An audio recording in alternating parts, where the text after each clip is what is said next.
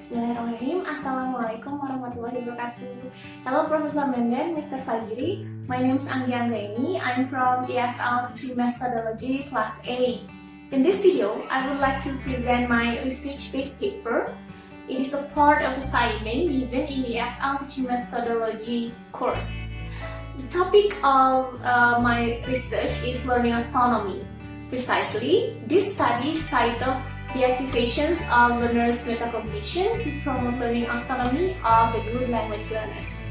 Along the video, I'm going to explain rationales and objectives of the research that you can find at the introductions of the paper. There will be also the literature review, followed by the methodology of the research, the finding and discussion, and at last, of course, there will be the conclusion. Now, let's start with the rationales and objectives of the study. Previously, the teaching and learning process took place at school, where student and teacher interacted through various teaching and learning techniques. By the way, since the COVID-19 pandemic hit, the educational field also got the impact. Academic interaction has been limited. Many schools have been closed for a particular time. Flipped and online learning in the flipped classroom comes to use as solutions since the student and teacher cannot hold the teaching and learning process face-to-face.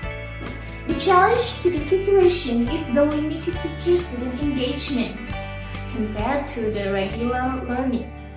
So, it is essential to prepare the student to some extent with the capacity of learning autonomy. Nevertheless, Victory and Lockhart 1995 stated that to become autonomous, learners should enhance their learning metacognition first. The learning autonomy and metacognition are two variables of good language learners.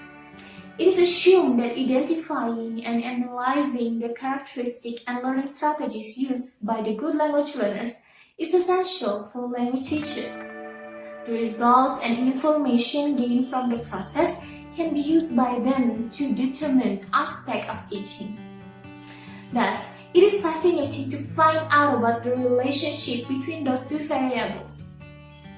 This study aimed to identify and to describe the relationship between learning autonomy of good language learners, in this case they are university graduate students, and the activation of their metacognition. The next part of this video is the literature review. As a response to COVID-19 pandemic, Indonesian government issued SKB 4 Menteri by August 7, 2020. This regulation becomes a legitimate basis for the flexibility given to educational field, both to implement the curriculum and also to apply approaches, method, strategies, and procedure of teaching and learning process in Indonesia. In this situation, online and flipped learning have come as solutions since face-to-face learning cannot be applied.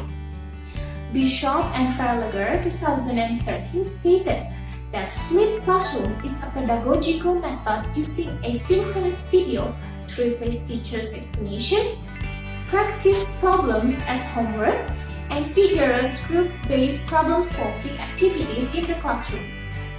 It represents a unique combination of teaching theories once thought to be incompatible. The challenge to this situation is the limited teacher-student engagement compared to the regular learning. Fisher 2017 stated that the initial stage of flipped learning can even lead to students' frustration and less satisfaction. Fostering which, it is essential to prepare the student to some extent with the capacity of learning autonomy. Holland, 1979, proposed the criteria of learning autonomy. Those are determining learning objective, defining the content and progression of learning, selecting method and techniques to be used, monitoring the procedure of acquisition, and last of all, evaluating what has been acquired. However, Victory and Lockhart 1995 stated that to become autonomous, learners should enhance their metacognition first. It should involve a repeated diagnosis of learners' belief about language learning, preferred style, learning needs, and objective to equip them with the criteria for choosing optimum strategies, resources, and activities for their individualized programs. Anderson, 2002, gave the criteria of learning metacognition. Those are preparing and planning for learning, selecting and using strategies, monitoring learning, orchestrating strategies, and evaluating learning. It is assumed that identifying and analyzing the characteristics and learning strategies used by the good language learners, including the learning autonomy and metacognition, is essential for language teaching. Kayoglu, 2013, stated that good language learners tend to use a greater range of strategies. They also select strategies that involve higher degree of metacognitive awareness. In addition, Griffith 2015 also stated that to make use of the lesson from the good language learners, teachers should raise their awareness, practice, and evaluate explicitly through teaching strategies. These really are components of learning autonomy and learning metacognition. How are they related one to another? Now let's move on to the methodology. This study employed a qualitative research design. The instruments of the data collection comprise a set of questionnaires and surveys. The data were managed and analyzed descriptively. The researcher played as a complete observer without interfering with the participants. 26 students of university graduate program major in English education took part in this research. Those who agreed to become samples of this study were chosen using purposive random sampling from the population. However, there are only 12 out of the 26 students who were employed as participants in the next phase. They were taken because they were considered as autonomous learners from the result of the questionnaire analysis. It was an online-based form questionnaire that was developed based on learning autonomy criteria given by Holek in 1979. It aims to check whether they were autonomous learners or non-autonomous learners. The questionnaire was given from November 1st to November 5th, 2020. The result of the questionnaire analysis showed that there were only 12 participants that can be categorized as autonomous learners. After that, the 12 autonomous participants were given a survey to identify their learning metacognition. They were asked to answer 5 open-ended questions through an online-based survey without any treatments. The questions of the survey were developed based on the criteria of learning metacognition proposed by Anderson 2012. The survey was given from November 6 to November 12, 2020. After collecting the data, the participant answers were analyzed using contextual coding. They were identified based on the following categories: preparing and planning for learning, selecting and using strategies, monitoring learning, orchestrating strategies, and evaluating learning. From the result of the survey analysis, you can identify which component or components of learning metacognition capacity has or have been activated. Descriptive qualitative analysis was employed to answer research questions for this study. The answers to those 5 open-ended question survey were identified, managed, and analyzed. From the data management, the result of the metacognitive aspect can be perceived. The complete result of data analysis and its elaboration with relevant theories and factual facts are discussed in the finding and discussion. And now for the finding and discussion, it can be reported that 11 out of 12 participants apply all the components of learning metacognition. There is only 1 participant who implement the component partially. From the experiences of those implementation, it is found that there are variation on the level of frequency and tendencies. To be precise, let's discuss the components one by one. The first component, preparing and planning for learning. 100% of the participants, all of them stated that they prepare and plan for their learning. However, the frequency is varied. Some state that they always, some stated that they sometimes, some also stated that they seldom do the plan and preparation. However, they have different aspects to focus on. Some focus on the learning strategy, some preparing the materials, and some preparing the organization such as making schedule, etc. The second component of metacognition is selecting and using learning strategies. 92% of the participants stated that they do this process.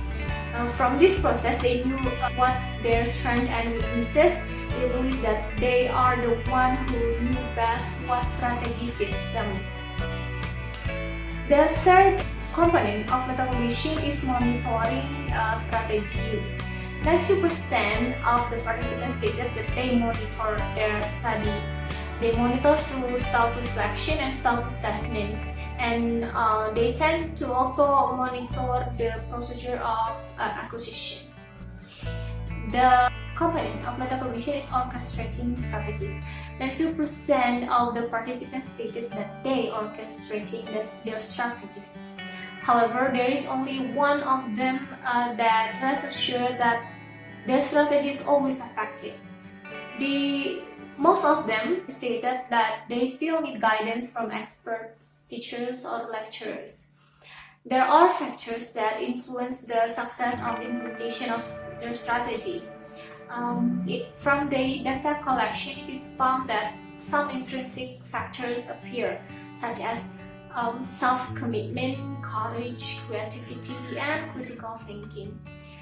Well, for the factor that weakens implementation of their strategy is there are sometimes that the lecturer giving such a tight strategy that there is no room for them to improvise the strategy. Okay. And the last component of metacognition is evaluating. 100% of the participants stated that they do evaluate both the process and the result. They learn what should and should not be done to improve the quality of their next learning. However, there are differences on the focus of the evaluation. Some of the participants stated that if they evaluate their strategies, some stated that they evaluate the materials of their learning. Some evaluate the goal, their goal, the objective, and also the attainability of that objective. For the conclusion, there is a pattern between the two variables.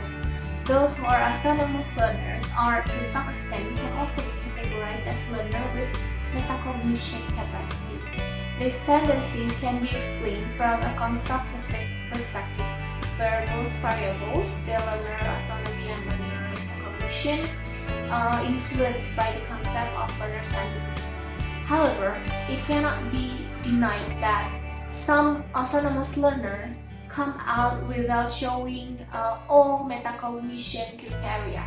As it is proven in this research, there is 1 out of 12 participants that considered as autonomous but at the same time didn't show all 5 criteria of learning metacognition. For this anomaly, more comprehensive research on other learner variables related to the anomaly circumstance need to be proceeded. As an implication of this study, teachers or lecturers need to be aware of those two variables and come up with a teaching strategy that pays attention to them to assure a higher degree of success in language teaching and learning. Precisely in this circumstance, where flipped learning is considered as a solution to respond to the COVID-19 pandemic, in this situation, engagement is lessened, so it is important for the students to somehow own the capacity of learning autonomy by previously activating their learning metacognition through proper strategies. That will be the end of this presentation. Thank you very much. Assalamualaikum warahmatullahi wabarakatuh.